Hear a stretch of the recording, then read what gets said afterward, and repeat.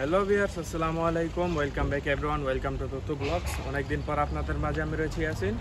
So after a few days আপনারা দেখতে পাচ্ছেন আমরা এখানে চলে আসলাম একটি ইন্টারেস্টিং ভিডিও করার জন্য। কারণ আপনারা অবশ্যই জানেন যে আমরা এখানে এই নিত্য নতুন ভিডিওগুলো করতে পারছি না, কারণ অনেক দিন ধরে আমরা এখানে বাইরে থেকে বের হতে পারছি না আমার বিভিন্ন চাপের কারণে। এই কারণে আমি এখন এখানে অনেক দিন পর চলে আসলাম। এখান থেকে হালকা পাতলা কিছু কেনাকাটা করবো এবং আপনাদেরকে দেখাবো যে এখান থেকে কী করছি। সো আর দেরি না করে চলুন শুরু করা যাক। সো ফার্স্ট অফ অল আমি এখান থেকে কারের লো নিয়ে নিচ্ছি। আর আজকে ভাগ্য ভালো ছিল যে আমি এখানে কারের লো নেওয়ার জন্য আমার গাড়ির পেপারসের সাথে একটি কয়েন ছিল, তা না হলে আমি এখানে কারের লো নিতে পারতাম না, যেমনটা আপনারা এখানে দেখতে পাচ্ছেন। সো এখন ভিতরে আর দেরি না করে এন্ট্রি করছি। সো ভিউয়ার্স, আমি এখন আপনাদেরকে আরো একটা ইন্টারেস্টিং জিনিস বলে দিতে চাই। কারণ আজকে আমাদের এখানে আসার মূল কারণ হচ্ছে আমরা ওয়াটার প্রাইসে অয়েল কিনতে এসেছি, অর্থাৎ পানির দামে তেল কিনতে এসেছি। So only for this we are here. So আমরা এখন এই কারণে এখানে চলে আসলাম, জাস্ট এই কারণে আমি আপনাদেরকে দেখাবো যে এখানে পানির দামে তেল পাই কিনা। তবে একটা জিনিস দেখতে হবে, এখানে গিয়ে আমরা তেল পাই কিনা। যদি পাই তাহলে তো ভাগ্য ভালো, আর যদি না পাই তাহলে কোনো কিছু করার নেই। তবে সম্ভাবনা আমার যেটা মনে হচ্ছে পাবো না। সো যাই হোক, যে আপনারা এখানে দেখতে পাচ্ছেন আমরা এখানে চলে আসলাম, যেখানে কিনা ওলিও সেমিতে জিরা চলে রয়েছে, অর্থাৎ সূর্যমুখী তেল। এই যে দেখতে পাচ্ছেন এখানে একটি তেলের বোতলও নেই, মানে এখানে তেল যা ছিল সব শেষ হয়ে গেছে। মানে আমাদের আসার আগে এখান থেকে যারা এটা খালি করে ফেলেছে তাদেরকে এখন ইউসুফ তুমি কিছু বলতে চাও? তাদের কি হবে বলো? তাদেরকে উচিত একটি দুটি করে তেল নেওয়া, কিংবা 10টি 12টি এমন। অনেক তেল নেওয়া ভালো না। আচ্ছা, তুমি এখানে কথাই বলতে পারো না, এই কারণে তোমার সাথে আর কোনো কথাই নেই। চলো, এখন এখানে আর কিছুই করার নেই।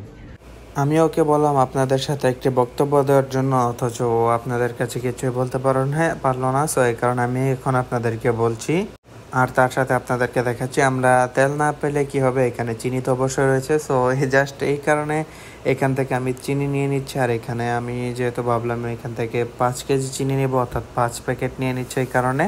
আর তাছাড়া এখানে দেখতে পাচ্ছেন চিনির যে এই সাইডে আরও আপনারা দেখতে পাচ্ছেন কোনো এক চিনির প্যাকেট অথবা খোলাভাবে কোনোভাবে ওই প্যাকেট থেকে পড়ে গিয়েছে, যে কারণে আমাকে একটু সাবধানতা অবলম্বন করতে হচ্ছে, অর্থাৎ সেফটি এখানে না নিলে, কারণ আমার এখানে চারদিকে চিনি ছড়ে যাবে। তো যাই হোক, আমাদের এখান থেকে চিনি নেওয়া শেষ হয়ে গেছে। এখন আমরা সল্ট নিতে চলে যাবো। ইউসুফকে জিজ্ঞাসা করে ও সল্ট কি জানে কিনা, কিন্তু ও জানে না।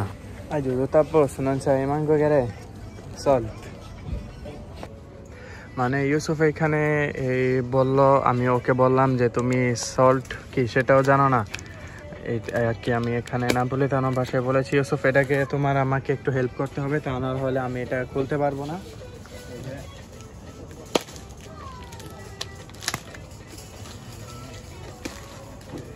দুইটা নিয়ে ফেলেছি। ওকে, এখন আর কি করতে হবে?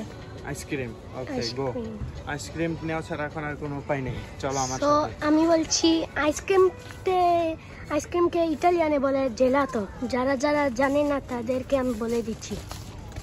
সো ভিউয়ার্স, এই যে আপনারা দেখতে পাচ্ছেন আমি এখন মার্কেটিং সবকিছু শেষ করে বাড়িতে চলে এসেছি। আর বাড়ি এখানে দেখতে পাচ্ছেন আমার ফেস সম্পূর্ণ কালো হয়ে গেছে, কারণ এখানে এই বাইরে এত রোদ যে রোদের কারণে চেহারাটি কালো হয়ে গেছে। সো যাই হোক, আজকের এই ভিডিওটা আমি এখানে শেষ করছি।